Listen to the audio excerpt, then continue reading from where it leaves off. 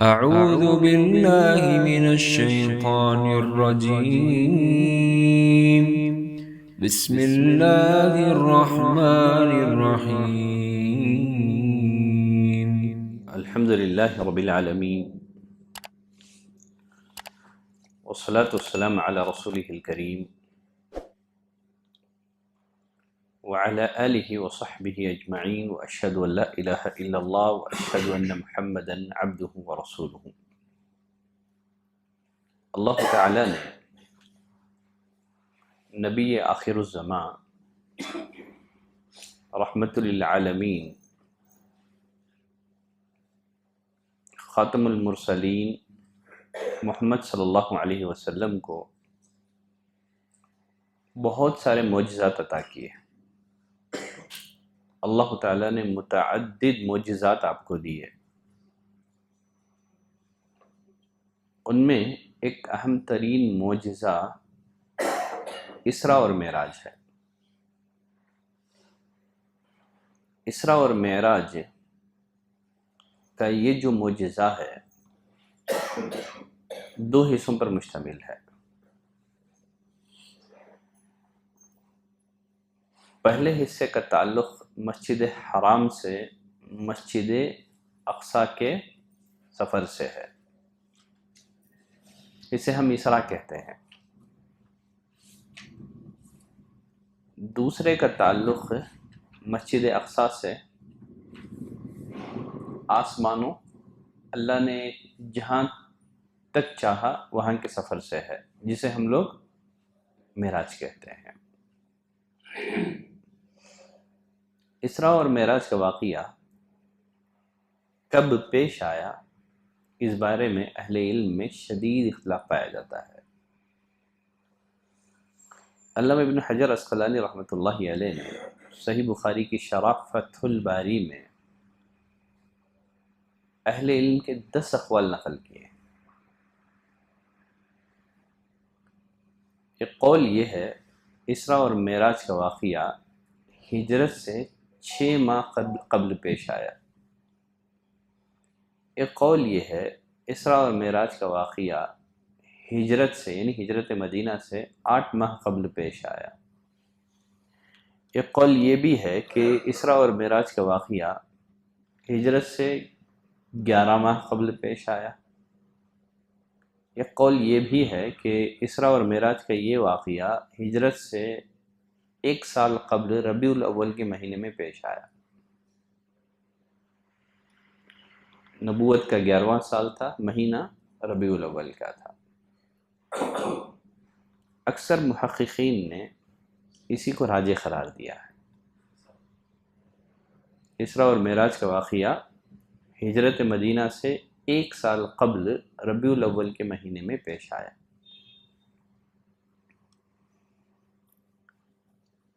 علامہ ابن سعد رحمۃ اللہ علیہ نے اسی رائے کو اختیار کیا ہے۔ امام نووی رحمۃ اللہ علیہ، ابن حزم، ابن ابی العز حنفی رحمۃ اللہ علیہ، ان سب اہل علم کی رائے یہی ہے کہ ہجرت مدینہ سے 1 سال قبل اسراء اور معراج کا واقعہ پیش آیا۔ بقیہ عام لوگوں میں جو بات مشہور ہے کہ اسراء اور معراج کا واقعہ رجب کی 27ویں تاریخ کو پیش آیا۔ اس بارے میں ہمیں کوئی معتمد روایت جس پر بھروسہ کیا جائے نہیں مل سکی۔ اسراء اور معراج کا واقعہ، اس بارے میں اہل علم میں جو اختلاف پایا جاتا ہے، اس سے اور ایک بات بھی ہمیں سمجھ میں آئی۔ وہ کیا بات ہے؟ جیسے علامہ ابن حجر عسقلانی نے 10 اقوال پیش کیے ہیں،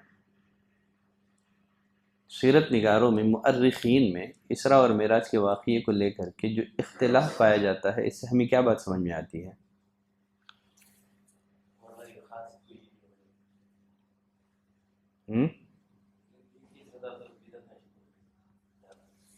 صحابہ، تابعین، تبع تابعین کے نزدیک اس رات کی وہ اہمیت نہیں تھی جو کہ موجودہ دور میں بعض مسلمانوں نے اس رات کو دے رکھی ہے، باقاعدہ طور پر ایک جشن کے طور پر لوگ اس رات کو مناتے ہیں، مسجدوں کو سجاتے ہیں، خصوصی طور پر عبادتوں کا اہتمام کرتے ہیں، اور بعض واعظین ایسے بھی ہیں جو شب معراج کو جو ہے نا شب معراج کو قدر والی رات سے بھی افضل قرار دیتے ہیں۔ اگر صحابہ، تابعین اور تبع تابعین کے دور میں اس رات کو خصوصی طور پر جشن کے طور پر منایا جاتا تو پھر مؤرخین اور سیرت نگاروں میں اسراء اور معراج کی تعین میں اختلاف نہیں ہوتا۔ یہ اختلاف خود بتا رہا ہے۔ ہمارے ہاں معراج کی رات جو مسجدیں سجائی جاتی ہیں، خصوصیت کے ساتھ عبادتوں کا جو اہتمام کیا جاتا ہے، سلف میں اس کا کوئی ثبوت نہیں تھا۔ اگر ہوتا تو اختلاف نہیں ہوتا تھا اسراء اور معراج کی تاریخ کی تعین کے سلسلے میں۔ قرآن مجید میں اسراء اور معراج ان دونوں واقعوں کی طرف یا ان دونوں معجزوں کی طرف اشارہ کیا گیا ہے۔ جیسے میں نے کہا، یہ معجزات دو حصوں پر مشتمل ہے۔ ایک ہے اسراء، اس کا ذکر آپ کو سورۃ الاسراء میں ملے گا۔ سورۃ الاسراء کو سورہ بنی اسرائیل بھی کہا جاتا ہے۔ اللہ تعالیٰ نے فرمایا، سبحان الذی اسری بعبدہ لیلا من المسجد الحرام۔ پاک ہے وہ ذات جو رات کے ایک حصے میں اپنے نبی کو لے گیا، رات کے ایک حصے میں اپنے نبی کو لے گیا۔ سبحان الذی اسری بعبدہ۔ دیکھیے اس آیت کریمہ میں قابل غور نکتہ یہ ہے، اس واقعے کے ذکر میں اللہ تعالیٰ نے نبی کریم صلی اللہ علیہ وسلم کا نام لینے کے بجائے کیا کہا؟ بندہ کہا، اپنے بندے کو لے گیا۔ تو اس سے معلوم ہوا کہ انسانیت کی جو سب سے بلند معراج ہے نا، وہ اس کے عبد ہونے میں ہے۔ یہ انسانیت کی معراج ہے، یہ انسانیت کی بلندی ہے۔ انسان بلندی کی خواہ کسی بھی درجے تک پہنچ جائے، وہ عبد ہی رہتا ہے، معبود نہیں ہوتا ہے۔ بہت سارے بدعتی لوگ جب اسراء اور معراج کا واقعہ بیان کرتے ہیں تو نبی کریم صلی اللہ علیہ وسلم کے بارے میں بہت سارے غلو آمیز باتیں کہہ جاتے ہیں کہ آپ نے بشریت کا چولا نکال دیا تھا، عبد اور معبود دونوں ایک ہو گئے تھے۔ خاص طور پر طاہر القادری کا بیان آپ سن لیں، نبی کریم صلی اللہ علیہ وسلم کے بارے میں کس قدر غلو سے کام لیا گیا ہے۔ تو اللہ تعالیٰ نے اس واقعے کو بیان کرتے ہوئے آپ کا نام لینے کے بجائے بندہ کہا ہے۔ تو آسمانوں پر جانے کا یہ مطلب نہیں ہے کہ آپ ربوبیت کی صفات کے حامل ہو گئے، آپ عبد ہی ہیں۔ آپ کو جو بھی خصوصیات حاصل ہوئی ہیں، آپ کو جو بھی ترقی حاصل ہوئی ہیں، وہ اللہ کی طرف سے ہیں۔ سبحان الذی اسری، وہ ذات پاک ہے جو آپ کو لے گیا۔ لے جانے والا اللہ تعالیٰ ہے، آپ کو بلندیاں دینے والا کون ہے؟ اللہ تعالیٰ ہے۔ دیکھیے قرآن مجید میں بہت سارے اہم مقامات پر آپ کے لیے عبد کا لفظ ہی استعمال کیا گیا ہے، جیسے وَأَنَّهُ لَمَّا قَامَ عَبْدُ اللَّهِ، جب اللہ کا بندہ عبادت کے لیے کھڑا ہوتا ہے تو مشرکین کیا کرتے ہیں؟ آپ پر ٹوٹ پڑنے کی کوشش کرتے ہیں۔ پھر اسی طرح اللہ تعالیٰ نے فرمایا وَإِن كُنتُمْ فِي رَيْبٍ مِّمَّا نَزَّلْنَا عَلَىٰ عَبْدِنَا، اگر تمہیں اس کتاب کے بارے میں شک ہے جسے ہم نے اپنے بندے پر اتارا ہے۔ تو قرآن مجید میں اہم مقامات پر نبی کریم صلی اللہ علیہ وسلم کے لیے عبد کا لفظ ہی استعمال کیا گیا ہے۔ اور خود نبی کریم صلی اللہ علیہ وسلم نے اپنے لیے مقام عبدیت ہی کو پسند کیا ہے. جیسے ایک حدیث میں نبی کریم صلی اللہ علیہ وسلم نے فرمایا لا تطرونی کما اطرت النصارى عیسی ابن مریم، اے لوگوں میری شان کو ایسے نہ بڑھانا جیسے عیسائیوں نے عیسیٰ علیہ السلام کی شان کو بڑھایا تھا. عیسائیوں نے عیسیٰ علیہ السلام کے بارے میں جس طرح غلو کیا نا، اس طرح تم میرے بارے میں غلو نہ کرنا. آپ نے فرمایا انما عبد ہونے کی گواہی دیتا ہے، بعد میں آپ کے رسول ہونے کی گواہی دیتا ہے. تو اس موقع سے اللہ تعالیٰ نے عبد کا لفظ استعمال کیا ہے. تو فرمایا سبحان الذی اسرا، پاک ہے وہ ذات جو اپنے بندے کو لے گیا، لیلہ رات کے ایک حصے میں. تو اس سے کیا بات معلوم ہوئی؟ اسراء اور معراج کا یہ جو واقعہ پیش آیا نا، رات کے ایک حصے میں پیش آیا تھا. ابھی مکمل رات میں نہیں ہے بلکہ رات کے ایک حصے میں پیش آیا تھا. اہل علم لکھتے ہیں رات کا سفر جو ہے یہ زیادہ مناسب ہے دن کے سفر کے مقابلے میں. رات کے اندر کم وقت میں طویل مسافت جو ہے نا بآسانی سے طے ہو جاتی ہے. اسی لیے ایک حدیث میں سنن نبی داؤد کی روایت میں آپ صلی اللہ علیہ وسلم نے فرمایا علیکم بالدلجہ، سفر رات میں کیا کرو، سفر رات میں کیا کرو. فإن الأرض تطوى باللیل، کیونکہ رات میں زمین جو ہے لپیٹ دی جاتی ہے. سفر چاہے کتنا ہی طویل کیوں نہ ہو، اگر رات میں سفر کیا جائے تو احساس نہیں ہوتا ہے، مسافت مختصر کر دی جاتی ہے، زمین لپیٹ دی جاتی ہے. تو سبحان الذی اسری بعبدہ لیلا من المسجد الحرام الی المسجد الاقصی، پاک ہے وہ ذات جس نے اپنے بندے کو رات کے ایک حصے میں مسجد حرام سے مسجد اقصی تک لے گیا. دیکھیے اسراء اور معراج کا جب واقعہ پیش آیا تھا اس وقت ان دونوں مسجدوں میں شرک کا غلبہ تھا. مسجد حرام میں 360 بت رکھے ہوئے تھے، اور جہاں تک مسجد اقصی کا معاملہ ہے اس میں عیسائیوں کا قبضہ تھا. لیکن اس کے باوجود اللہ تعالیٰ نے انہیں مسجد ہی کہا ہے. در حقیقت اس میں اس بات کی طرف پیشن گوئی ہے، اس بات کی طرف اشارہ ہے کہ ایک دن یہ دونوں مسجدیں حقیقی مسجدیں ہوں گی، ان میں صرف اللہ کی عبادت اور بندگی کی جائے گی. جس وقت یہ واقعہ پیش آیا تھا اس وقت ان دونوں مسجدوں میں شرک کا غلبہ تھا. اللہ نے مسجد کہہ کر کے پیشن گوئی کر دی کہ ایک دن واقعتاً یہ مسجد بنے گی، اس میں صرف ایک اللہ کی عبادت کی جائے گی. چنانچہ 8 ہجری میں مکہ فتح ہوا. نبی کریم صلی اللہ علیہ وسلم نے خانہ کعبہ کو بتوں سے پاک صاف کر دیا، اور ہجرت کے 15ویں سال عمر رضی اللہ تعالیٰ عنہ کے دور خلافت میں مسجد اقصی اور بیت المقدس بھی عیسائیوں کے تسلط سے آزاد ہو گیا. تو گویا اس آیت میں ایک طرح سے پیشن گوئی بھی ہے. چلیں آگے بڑھتے ہیں، مزید تفصیلات اس آیت کے بارے میں ابھی آگے آئیں گی.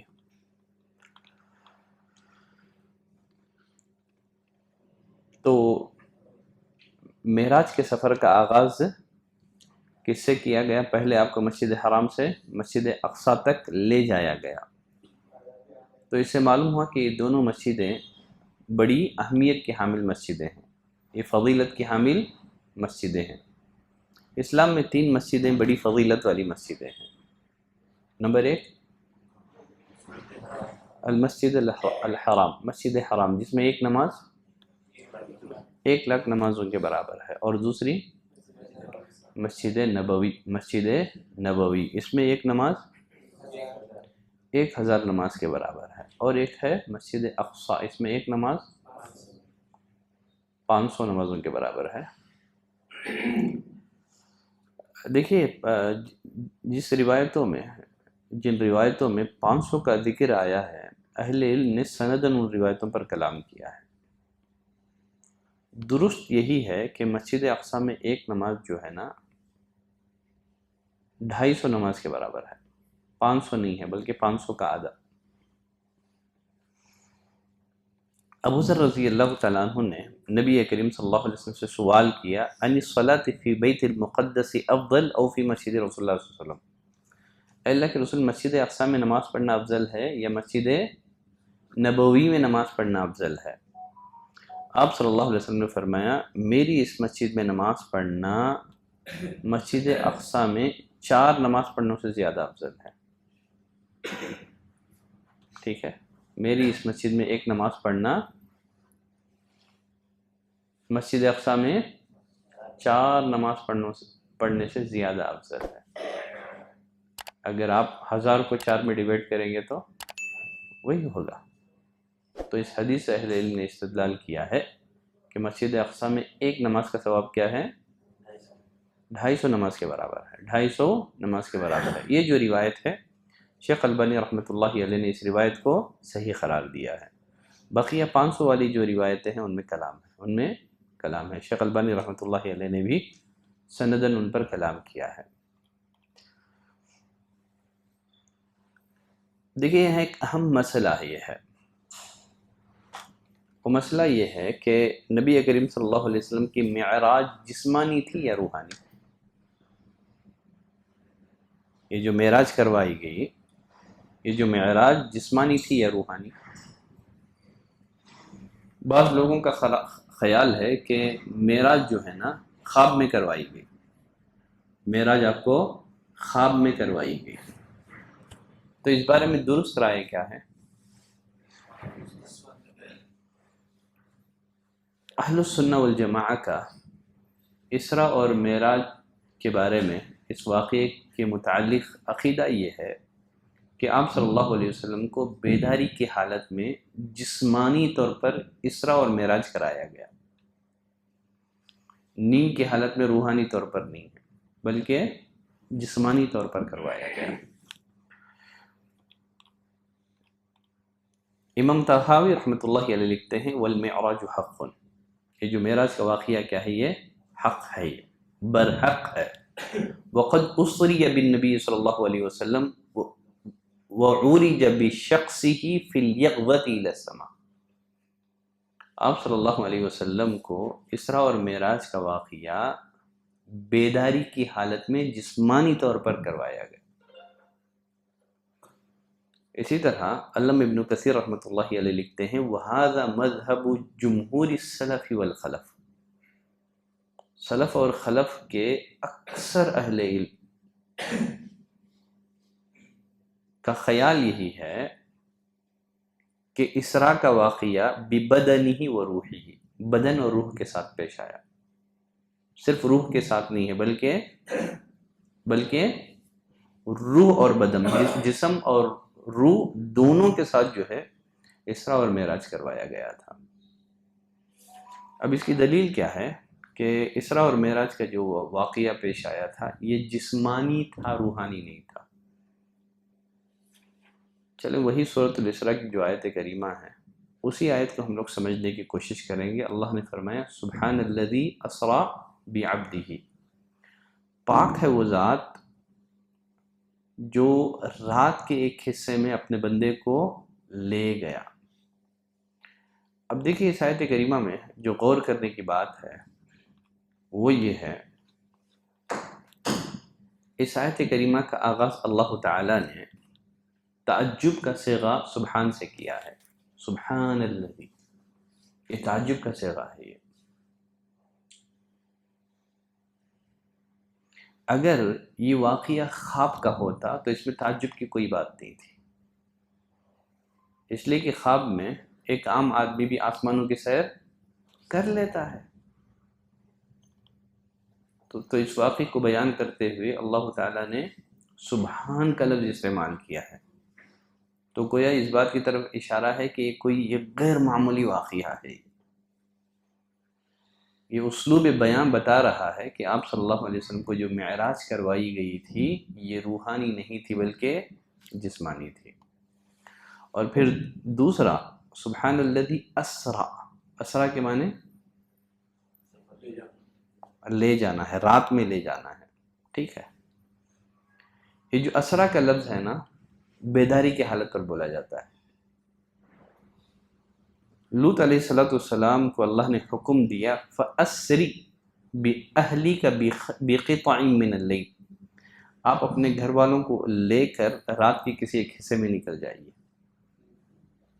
موسیٰ علیہ السلام کو اللہ نے حکم دیا وَلَقَدْ أَوْحَيْنَا إِلَى مُوسَىٰ أَنْ أَسْرِ بِعِبَادِي، ہم نے موسیٰ علیہ السلام کی طرف وحی کی کہ ہمارے بندوں کو راتوں رات لے کر نکل جائیں۔ قاضی ایاز رحمۃ اللہ علیہ فرماتے ہیں لا يقال في النوم اسرا، اسرا کا لفظ خواب پر بولا نہیں جاتا ہے۔ لا يقال في النوم اسرا، اگر یہ واقعہ خواب کا ہوتا تو یہاں لفظ اسرا استعمال نہیں کیا جاتا۔ پھر تیسری دلیل سبحان الذی اسرا بعبدہ، اللہ نے کہا پاک ہے وہ ذات جو لے گیا اپنے بندے کو، عبد کا ورڈ آیا ہے۔ علامہ ابن کثیر رحمۃ اللہ علیہ لکھتے ہیں فَإِنَّ الْعَبْدَ عِبَارَةٌ عَنْ مَجْمُوعِ الرُّوحِ وَالْجَسَدِ، عبد کہتے ہیں روح مع جسد کو، صرف روح کو عبد نہیں کہتے ہیں۔ روح جو جسم سے خالی ہو عربی زبان میں اسے عبد نہیں کہتے ہیں۔ عبد کسے کہتے ہیں؟ عبارۃ عن مجموع الروح والجسد، عبد کہتے ہیں روح اور جسم کے مجموعے کو، روح ہو جسم نہ ہو تو اسے عبد نہیں کہتے ہیں۔ تو خود سورۃ الاسراء کی اس آیت سے اہل علم نے 3 طریقے سے استدلال کیا ہے کہ اسراء اور معراج کا واقعہ یہ روحانی نہیں تھا بلکہ جسمانی تھا۔ چلے مزید کچھ دلائل ہم لوگ جاننے کی کوشش کریں گے۔ جب نبی کریم صلی اللہ علیہ وسلم اسراء اور معراج کے سفر سے واپس ہوئے، آپ نے مشرکین کے سامنے یہ واقعہ بیان کیا تو مشرکین نے آپ کے اس واقعے کی تکذیب کر دی، بلکہ بعض ضعیف الایمان مسلمانوں کے قدم ڈگمگا گئے، مرتد بھی ہو گئے کچھ ضعیف الایمان مسلمان۔ مجھے یہ بتائیے اگر یہ واقعہ خواب کا ہوتا تو اس میں حیرت کی کیا بات ہے؟ جھٹلانے کی کیا چیز ہے اس میں؟ جیسے میں نے کہا ایک عام آدمی بھی خواب میں آسمانوں کی سیر کرتا ہے۔ جب نبی کریم صلی اللہ علیہ وسلم نے مشرکین کو بتایا کہ میں نے جسمانی طور پر بیداری کی حالت میں مکے سے بیت المقدس کا سفر کیا ہے، اس دور میں جو ہے نا یہ سفر لگ بھگ 40 دنوں میں طے ہوتا تھا۔ آپ نے کہا رات کے ایک حصے میں مکے سے بیت المقدس کا سفر کر کے آیا ہوں، اسی بنا پر لوگوں نے جھٹلایا تھا۔ چلیں ابو بکر رضی اللہ تعالیٰ عنہ کو صدیق کا لقب کیوں پڑا؟ آپ کی خواب کی تصدیق کی وجہ سے؟ خواب کی تصدیق کرنے میں کون سی بڑی بات ہے یہ؟ ابو بکر رضی اللہ تعالیٰ عنہ کو صدیق کا لقب کیوں پڑا؟ جب آپ نے لوگوں کے سامنے اسراء اور معراج کا واقعہ بیان کیا تو لوگوں نے تکذیب کی، ابو بکر نے تصدیق کی۔ چلیں اس سے بڑھ کر صحیح بخاری اور مسلم میں نبی کریم صلی اللہ علیہ وسلم سے بیت المقدس سے متعلق سوالات کیے تو اللہ تعالیٰ نے بیت المقدس کو آپ کی آنکھوں کے سامنے کر دیا۔ کفار بیت المقدس سے متعلق سوال کرتے رہے، آپ بیت المقدس کو دیکھ دیکھ کر کے ان کے سارے سوالات کے جواب دیتے رہے۔ جیسے صحیح بخاری میں جابر بن عبداللہ فرماتے ہیں لما کذبتنی قریش، جب قریش نے میری تکذیب کر دی تو میں یہ جو حتیم کا علاقہ تھا نا وہاں کھڑا ہوا تھا میں، فجل اللہ لی بیت المقدس، تو اللہ تعالیٰ نے بیت المقدس کو کیا کر دیا؟ میرے آنکھوں کے سامنے لا کر کے کھڑا کر دیا۔ مشرکین مکہ مجھ سے بیت المقدس کے بارے میں سوال کرنے لگے، میں دیکھ کر کے ان کے سارے سوالات کے جوابات دے رہا تھا۔ دیکھیے اگر اسراء اور معراج کا واقعہ یہ خواب کا واقعہ ہوتا تو مشرکین نبی کریم صلی اللہ علیہ وسلم سے بیت المقدس کی تفصیلات پوچھتے تھے کیا؟ اگر یہ خواب کا واقعہ ہوتا مشرکین آپ سے بیت المقدس کی تفصیلات پوچھتے تو آپ اتنا جواب دیتے کہ میں اپنا خواب بیان کر رہا ہوں، میں اپنا خواب بیان کر رہا ہوں، اور بیت المقدس کو آپ کی آنکھوں کے سامنے کرنے کی بھی ضرورت نہیں تھی۔ تو غرض خلاصہ یہ ہے، اسراء اور معراج کا جو واقعہ پیش آیا یہ بیداری کی حالت میں اور جسمانی طور پر پیش آیا تھا، خواب میں آپ کو معراج نہیں کروائی گئی تھی۔ اب جو لوگ کہتے ہیں نا کہ اسراء اور معراج کا واقعہ خواب میں پیش آیا تھا، بیداری کی حالت میں پیش نہیں آیا تھا، وہ لوگ سورۃ الاسراء ہی کی ایک آیت سے استدلال کرتے ہیں۔ وہ آیت کیا ہے؟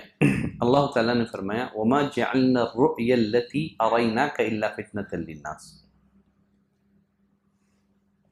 اور رؤیا کسے بولتے ہیں عربی زبان میں؟ خواب کو بولتے ہیں نا، صحیح ہے نہیں ہے؟ ٹھیک ہے، تو یہاں اللہ نے فرمایا وَمَا جَعَلْنَا الرُّؤْيَا،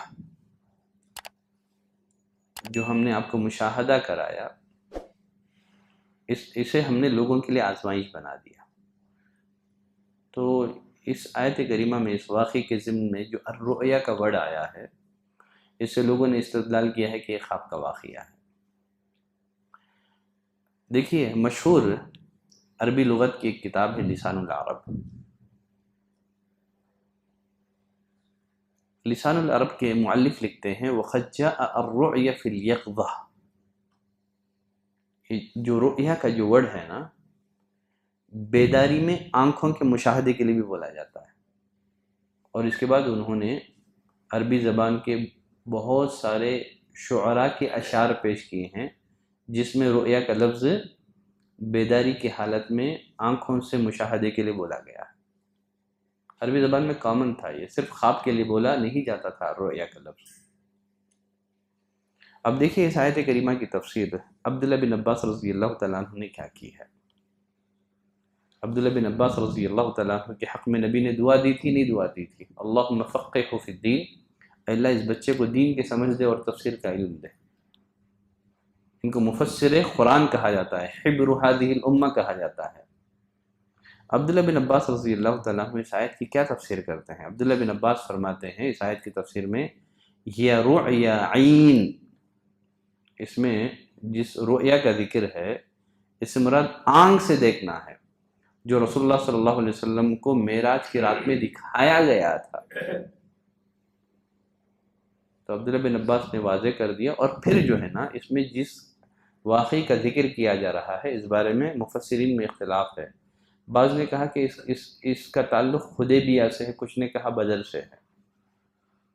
اگر ہم مان بھی لیں کہ یہاں الرؤیا سے مراد اسراء اور معراج ہے تو یہاں رؤیا سے مراد بیداری کی حالت میں دیکھنا ہے۔ عربی لغت میں رؤیا کا لفظ بیداری کی حالت میں دیکھنے پر بھی بولا جاتا ہے۔ عبداللہ بن عباس رضی اللہ تعالیٰ عنہ نے اس کی یہی تفسیر بیان کی ہے۔ واضح ہے؟ چلے اب ہم آتے ہیں اسراء اور معراج کے واقعے کی طرف۔ واقعہ معراج کی حدیث جو ہے تقریباً 27 صحابہ کرام نے بیان کی ہے، اور 3 صحابیات نے، 27 صحابہ اور 3 صحابیات نے۔ آپ کو اسراء اور معراج کی ساری تفصیلات کسی ایک حدیث میں نہیں ملیں گی۔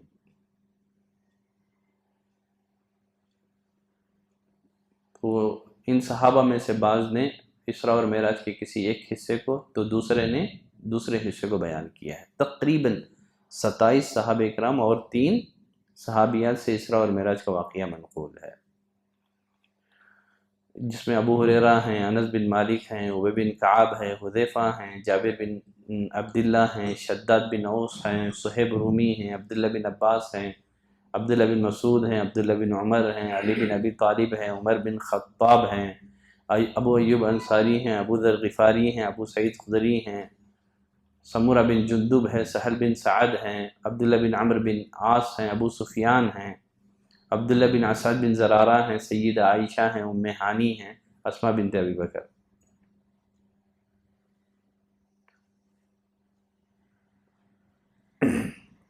نبی کریم صلی اللہ علیہ وسلم کو اسرا سے قبل آپ کے سینے کو چاک کیا گیا تھا۔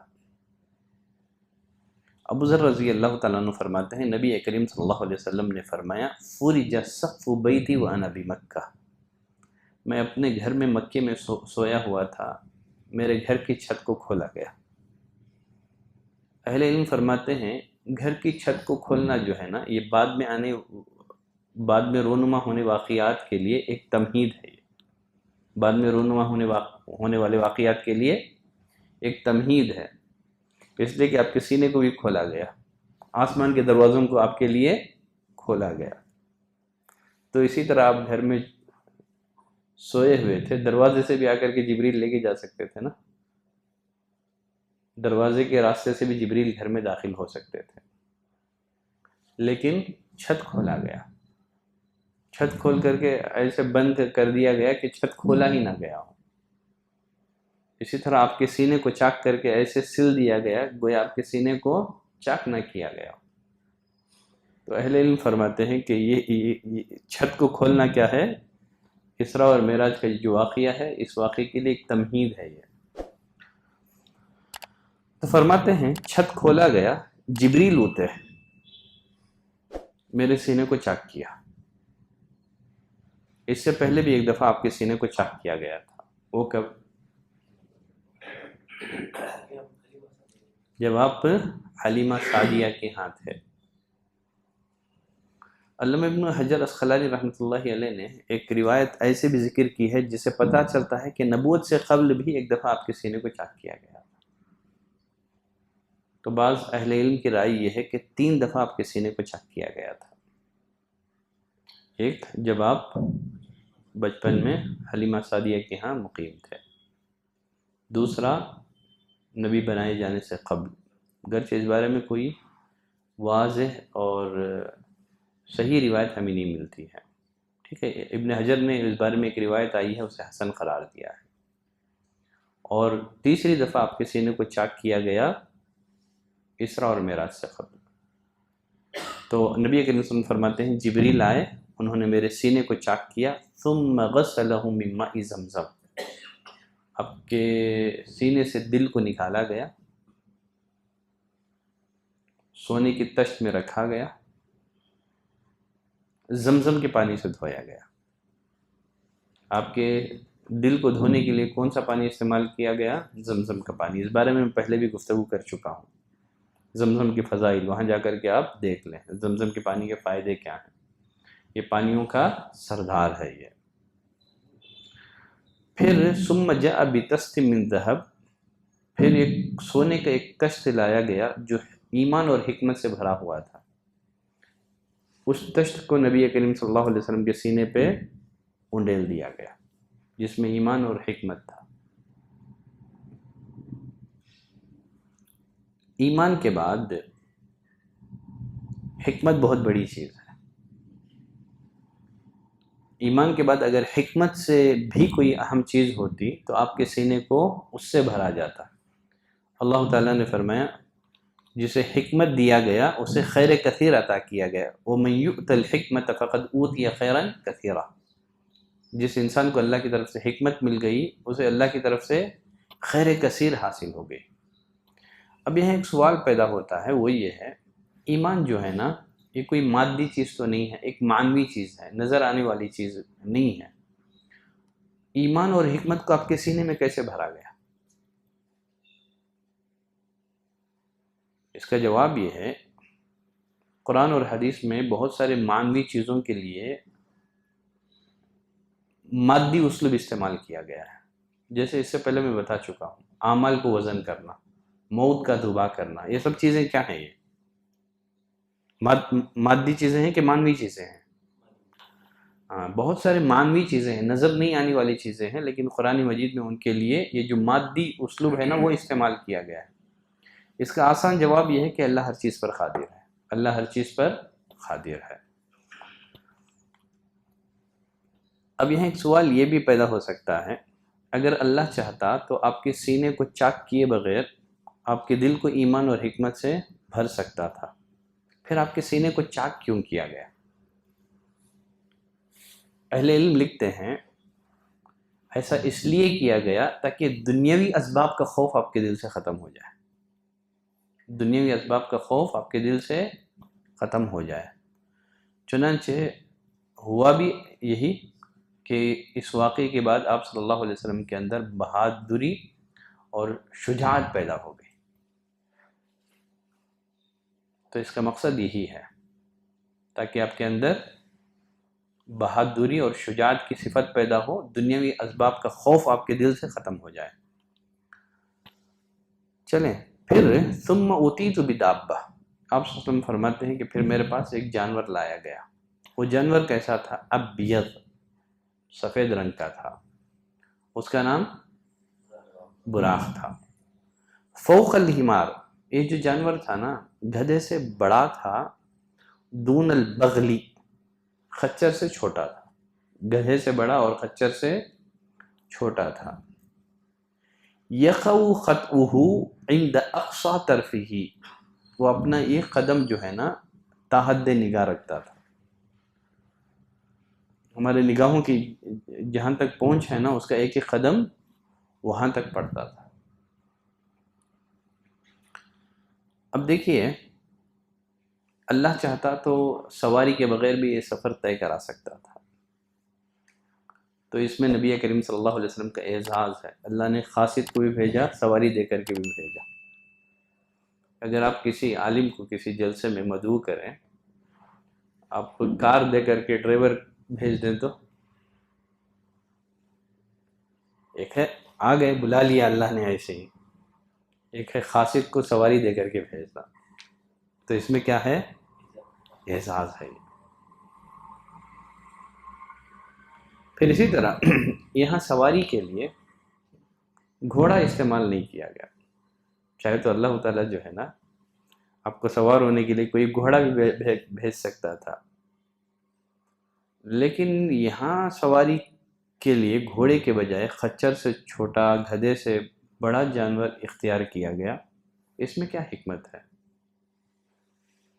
اہل علم لکھتے ہیں گھوڑے عموماً جو ہے نا عربوں کے ہاں حالت جنگ میں استعمال ہوتے ہیں، گھوڑے عموماً عربوں کے ہاں جنگ کی حالت میں استعمال کیے جاتے ہیں، گدھے خچر جو ہے حالت امن میں استعمال کیے جاتے ہیں۔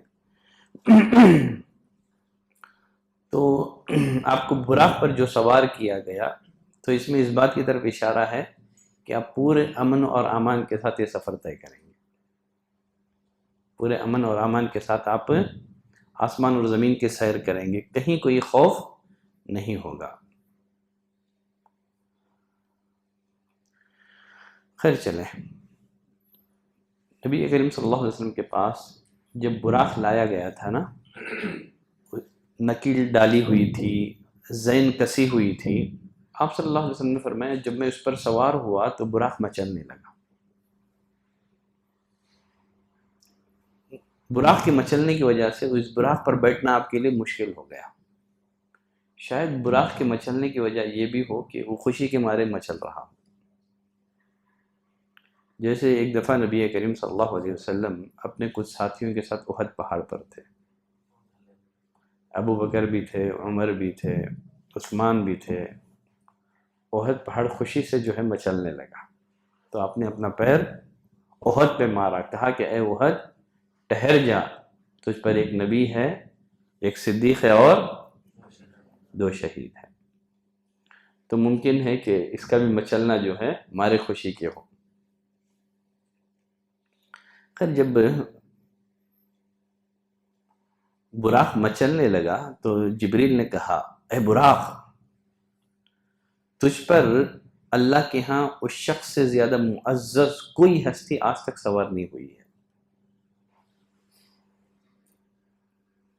اللہ کے نزدیک جو سب سے معزز، سب سے برگزیدہ، سب سے محبوب ترین ہستی ہے وہ تجھ پر سوار ہو رہی ہے اور تو مچل رہا ہے۔ چنانچہ یہ سننا تھا کہ پھر براق سہم گیا، وہ ٹہر گیا. آپ صلی اللہ علیہ وسلم سوار ہو گئے. آپ فرمایا فرکبتہ، میں براق پر سوار ہو گیا. حتی اتیت بیت المقدس، یہاں تک کہ میں بیت المقدس پہنچ گیا. بیت المقدس جاتے ہوئے راستے میں نبی کریم صلی اللہ علیہ وسلم کا گزر جو ہے نا، موسیٰ علیہ السلام کی خبر پر سے ہوا. صحیح مسلم کی روایت ہے، آپ صلی اللہ علیہ وسلم نے فرمایا میں نے موسیٰ کو دیکھا کہ وہ خبر میں نماز پڑھ رہے ہیں. وَرَأَيْتُ مُوسَىٰ قَائِمًا يُصَلِّي فِي خَبْرِهِ، میں نے موسیٰ علیہ السلام کو دیکھا کہ وہ خبر میں نماز پڑھ رہے ہیں. دیکھیے انبیاء اکرام جو ہیں یہ بشر ہیں. انبیاء اکرام کیا ہیں؟ یہ بشر ہیں.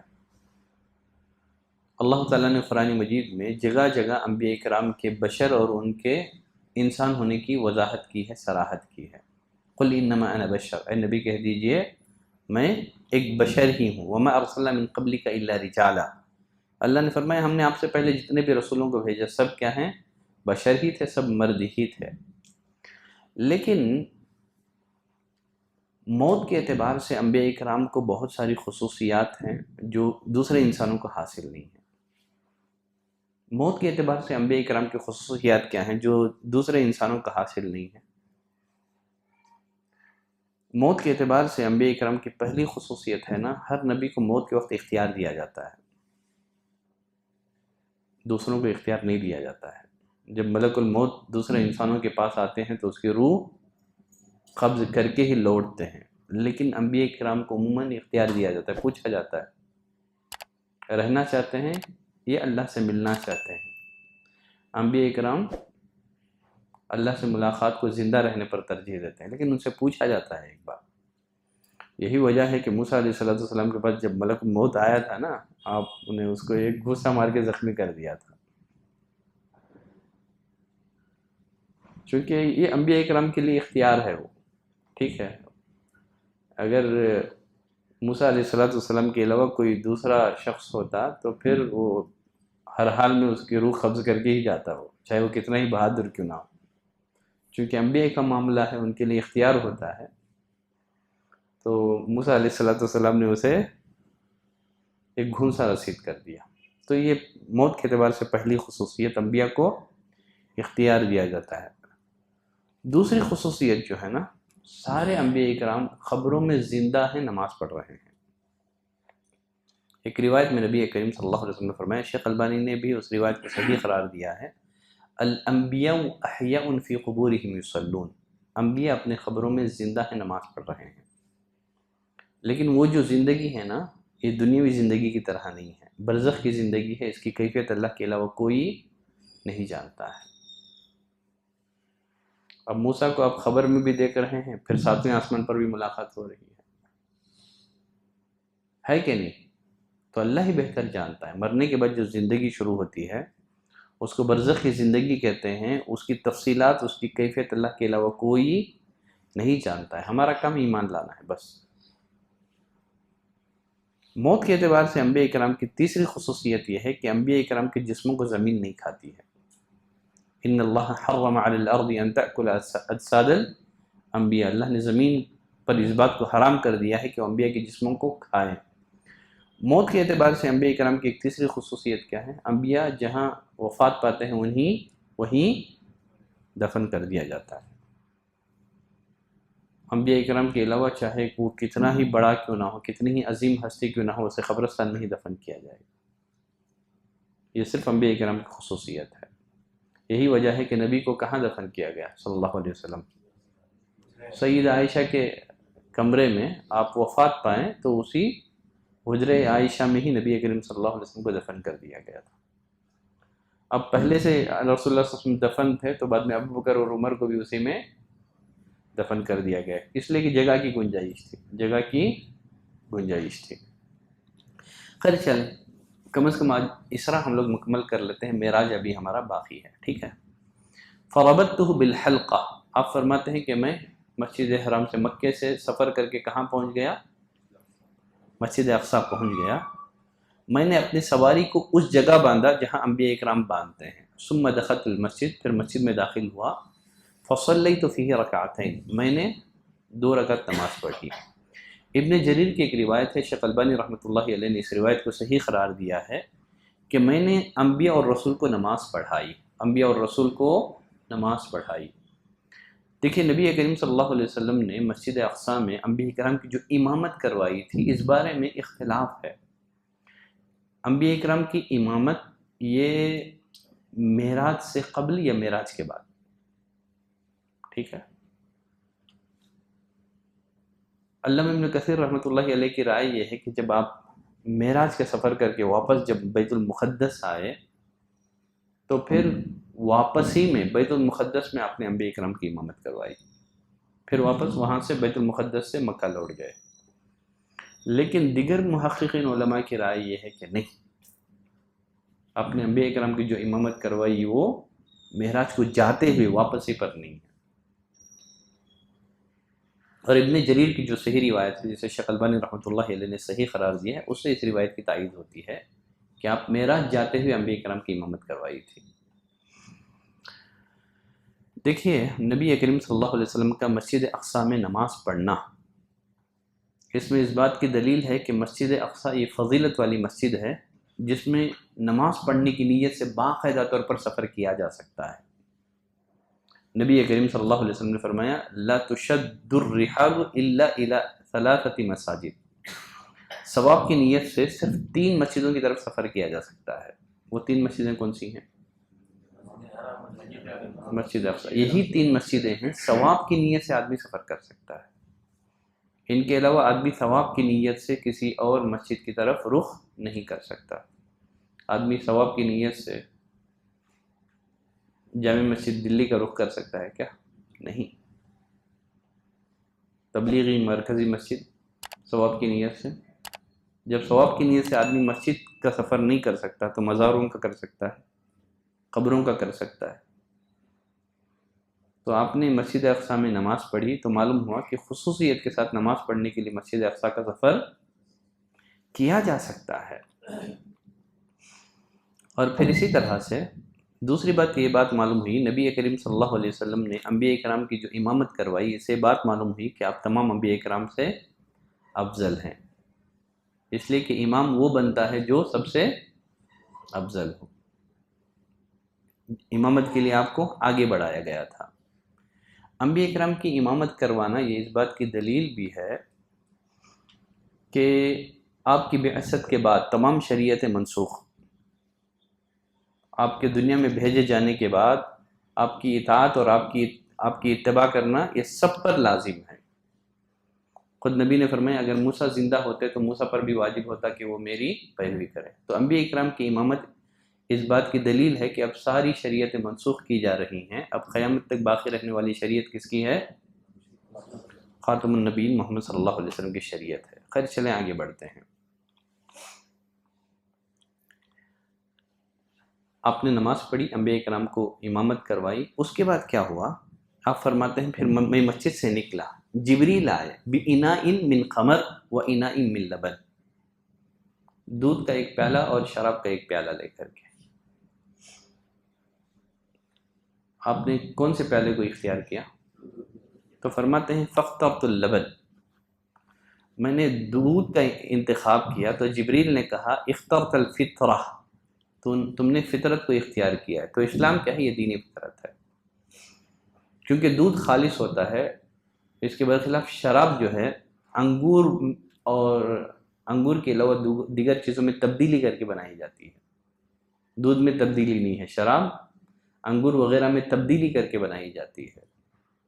تو اسلام یہ دینی فطرت ہے. یہ اس کے علاوہ جو ہے شراب پینے سے انسان کی فطرت میں تبدیلی واقع ہو جاتی ہے، عقل پر پردہ پڑ جاتا ہے.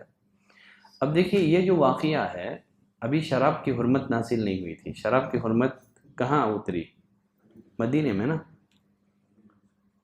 لیکن جب آپ کو شراب پیش کی گئی تو آپ نے شراب کا انتخاب نہیں کیا. تو معلوم کیا ہے کہ کوئی بھی عقل سلیم کا انسان، کوئی بھی عقل سلیم کا حامل انسان شراب کو پسند نہیں کر سکتا. زمانے جاہلیت میں بھی بہت سارے مشرکین شراب نہیں پیتے تھے، اس لیے کہ جن کی عقل صحیح سالم ہو، جو فطرت سلیمہ پر قائم ہو، وہ کبھی شراب کو پسند نہیں کر سکتے۔ شراب پینے سے عقل پر پردہ پڑ جاتا ہے۔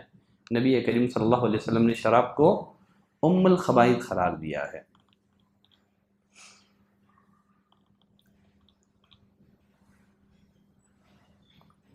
تو اس طرح جو ہے یہاں تک ہمارا جو اسراء کا جو سفر ہے وہ ختم ہوا۔ پھر یہاں سے جو ہے نا مسجد اقصیٰ سے پھر آپ کو آسمان دنیا کا سفر کروایا جا رہا ہے۔ اس کی جو تفصیلات ہیں ہم اگلی کلاس میں پڑھیں گے، ٹھیک ہے؟ آج کے درس سے ریلیٹڈ اگر کسی کے پاس سوال ہو تو اپنا سوال پیش کر سکتے ہیں۔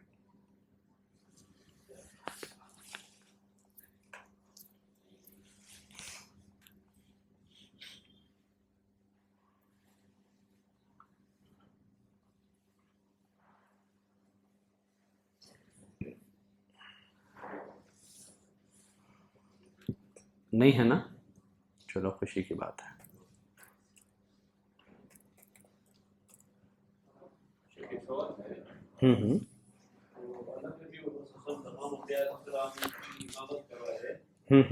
تو کیسا ہے یہاں؟ عیسیٰ علیہ السلام آسمان دنیا پر ہے، سارے انبیاء کا انتقال ہو گیا ہے، گزر چکے ہیں، تو کیسا ہے، کیا اس کا ماجرا ہے؟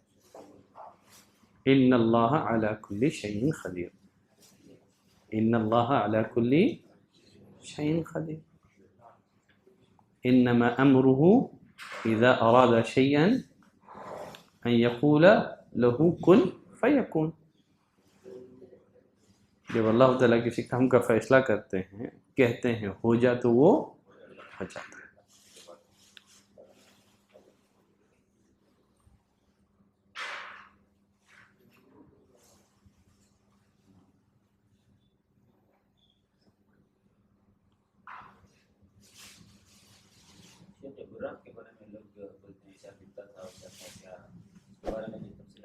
جو لوگ بدعتی لوگ جو اس کی تفسیریں بناتے ہیں، یہ سب کتاب اور سنت میں اس کا کوئی ثبوت نہیں ہے۔ اس کی مزید وضاحتیں کتاب اور سنت میں نہیں آئی ہیں۔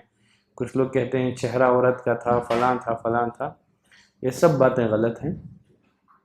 اس کا کوئی ثبوت کتاب اور سنت میں موجود نہیں ہے۔